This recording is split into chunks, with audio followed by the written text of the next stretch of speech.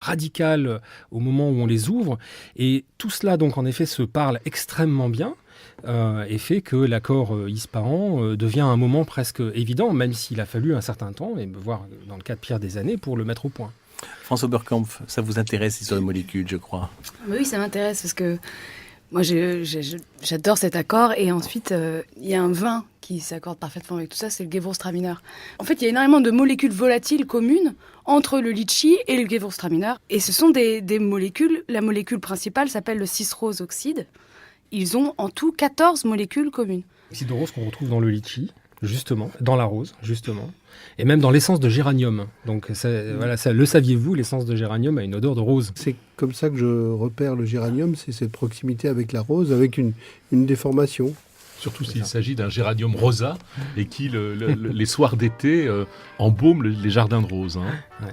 Et alors, il y a un monsieur qui est québécois, qui s'appelle François Chartier, qui a énormément étudié tout ça et qui a écrit un bouquin fabuleux qui s'appelle Papier et molécules, aux éditions La Presse, qui est un très grand sommelier, qui fait des accords, mets et vins à partir de ces molécules. En revenant de Montmartre à Paris, j'ai rencontré trois filles de mon pays. Ah, les fraises et les framboises, et le bon vin que nous avons bu, et les belles villageoises que nous ne verrons plus. J'embrassais la plus jeune et la plus belle aussi, l'emmenais dans ma chambrette pour parler du pays. Ah, les fraises et les framboises, et le bon vin que nous avons bu, et les belles villageoises que nous ne verrons plus. Elle me dit, soyez sage. Et près de moi s'assit, comme il n'y avait pas de chaise, elle s'assit sur le lit. Ah, les fraises et les framboises, et le bon vin que nous avons bu, et les belles villageoises que nous ne verrons plus. Jean-Michel Duriez, est-ce qu'on a le droit aujourd'hui de faire des décoctions de géranium, de rose, de litchi, ou est-ce que ça fait partie des choses interdites aujourd'hui ? Historiquement, on a commencé par les infusions, beaucoup d'infusions, donc ce que vous appelez décoction, c'est-à-dire que voilà, on trempe le produit en question dans de l'alcool, et puis voilà, le principe olfactif se libère dans l'alcool, et ensuite on filtre et on obtient donc une décoction. Ensuite, pendant relativement longtemps, on a utilisé la distillation, donc distillation à la vapeur d'eau. Et puis un peu plus récemment les extractions avec des solvants volatiles, où c'est un peu comme des décoctions, mais c'est un petit peu plus technique, un peu plus compliqué, mais en tout cas on trempe à nouveau le produit dans un solvant. Et puis encore plus récemment, on a inventé les extractions au CO2. Donc en fait on utilise le fait que le CO2 quand il est compressé devient liquide, et dans ce liquide on trempe à nouveau donc les matières premières, et on en obtient, après un certain temps, on en obtient un extrait. Et donc à chaque fois, le résultat, le rendu est différent. Donc pour répondre à votre question, aujourd'hui, ce qu'on utilise le plus, ce sont les distillations, donc ce qu'on appelle les huiles essentielles, les extractions au solvant volatile qu'on appelle les absolus, et puis aussi encore plus récemment donc les extractions au CO2, et cerise sur le gâteau, il y a aussi une méthode d'analyse qui n'est pas une méthode d'extraction, qu'on appelle le headspace. C'est en fait comment copier une odeur qu'on a trouvée dans la nature, mais qu'on ne peut pas extraire. Par exemple, le muguet. Le muguet, c'est impossible malheureusement en parfumerie de faire un extrait de muguet pour faire des parfums. Une méthode possible pour reconstituer ces odeurs, c'est le headspace, c'est-à-dire qu'on met une cloche au-dessus d'une fleur, d'un gâteau, d'un verre de vin, de n'importe quoi, tout ce qui émet une odeur. On absorbe cette odeur, on l'emmène ensuite en laboratoire et on lui fait subir une chromatographie avec une masse spectrométrie, et de tout cela il en résulte en fait une espèce de fiche d'identité, une carte d'identité de l'odeur, et qui nous permet ensuite de reproduire cette odeur qui sera donc une copie et pas un extrait. Pierre Hermé, est-ce que vous cherchez des goûts sucrés, ou vous préférez les goûts plus marins ou plus salés, plus poivrés? Toutes les sensations et tous les goûts que vous décrivez, je les utilise, je les manie, par exemple, toujours dans un des macarons, j'ai fait, à partir de la description de Jean-Michel, le jardin marin. Le jardin marin, l'idée c'était de reconstituer une odeur qui rappellerait l'odeur de la mer. Et donc c'est thé vert sencha, girolles et zeste de citron. Et à partir de là, ça donne une odeur marine. Et j'ai recomposé aussi une autre odeur marine à partir de concombre et mandarine. Absolument. Donc un dosage de jus de concombre et de zeste de mandarine. Pierre-Hermé, vous avez une passion pour le citron, on peut le dire. Je sais pas, hein. Alors en ce moment, on a des citrons formidables qui viennent de Sicile, qui sont importés par Cédric Casanova. Et on a le nec plus ultra du citron. Et c'est un vrai bonheur. Quand on goûte une tarte au citron, elle est meilleure que d'habitude parce qu'on a des merveilleux citrons.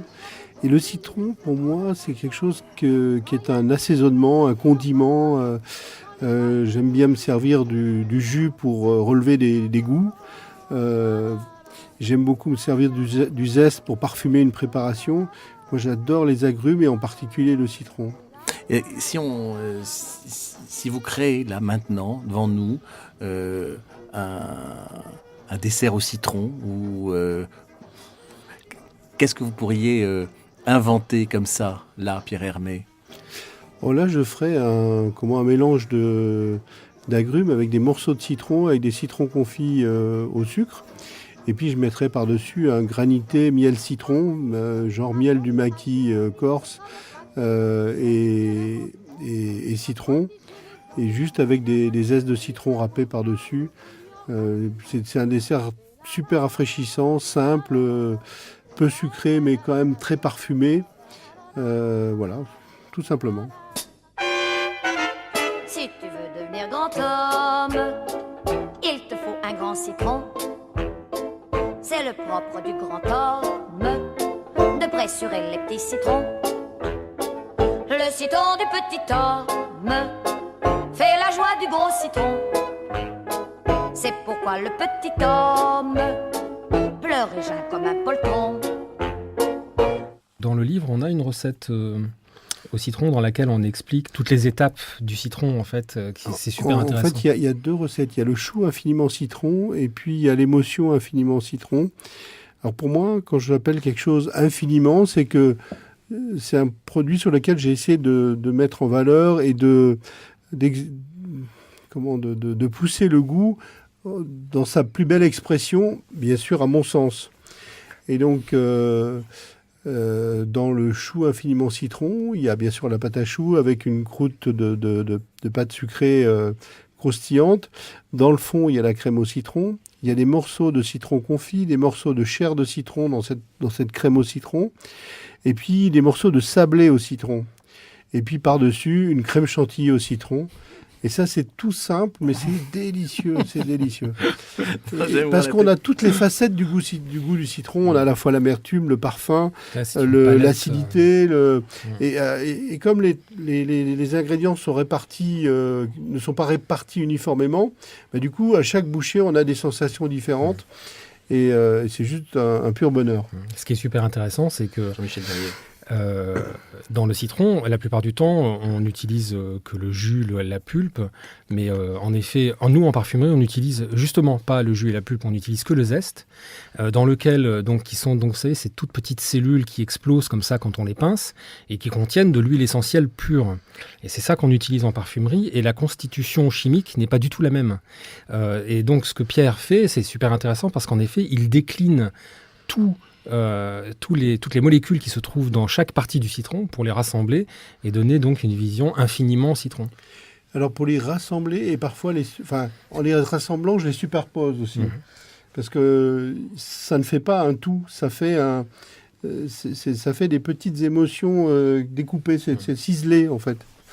Bruno Verjus. Quand on goûte une pâtisserie, on a l'odeur de la pâtisserie quand on la fait, mais quand on la mange, c'est pas parlant. Hein, on est d'accord. Finalement, on a une frustration, c'est le goût. Parce que vous, ce qui vous intéresse, c'est ce qu'on mange, c'est le goût. Oui, mais pour bien goûter quelque chose, ça passe beaucoup par le nez. Il n'y a qu'à voir quand on a un peu enrhumé. Et oui, parce qu'en effet, c'est la rétro-olfaction qui fait qu'on a le goût. L'espace buccal donne certaines informations précieuses, notamment la chaleur, le toucher, donc le croquant, le mou, bien sûr les saveurs, donc le salé, sucré, acide, amer. Et puis tout le reste, c'est le nez qui le donne par rétro-olfaction. C'est-à-dire qu'à chaque fois qu'on mange, qu'on mâche, on crée une turbulence qui remonte dans le nez, mais par l'intérieur. Donc c'est là